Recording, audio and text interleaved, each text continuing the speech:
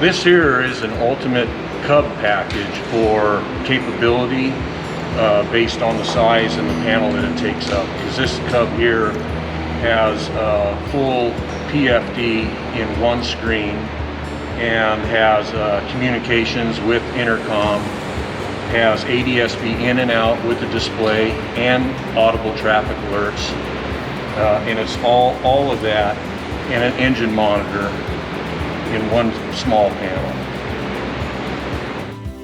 Well, we got the GTX 345 ADSB in-out transponder in here, certified, did all the ground testing, compliance testing, paired it with the GI 275, and right now it's running with the synthetic vision, and I mean, it's flawless, it's awesome. We went out, we did the compass, magnetometer calibration and swing. So now it's got full ADI, PFD with the synthetic vision. You got traffic coming across it. Same with this 662. You'll have a full traffic display with a little synthetic vision from the AHRS that's in the system. It's nice.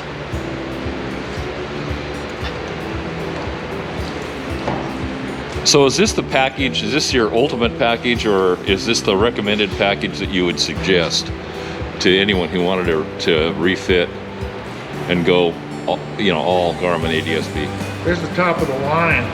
It's probably the best you can buy for this class of airplane. This is absolutely the top of the line radio package you can put in an airplane.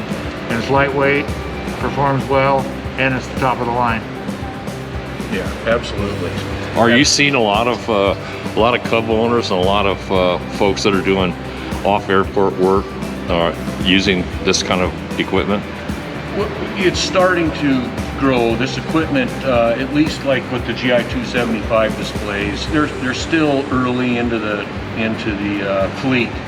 You know, they've been out for about a year now, but we've done a lot of GI 275 installs from 1 to 5 per airplane, and we've had fantastic luck so far. So we are starting to see it more and more.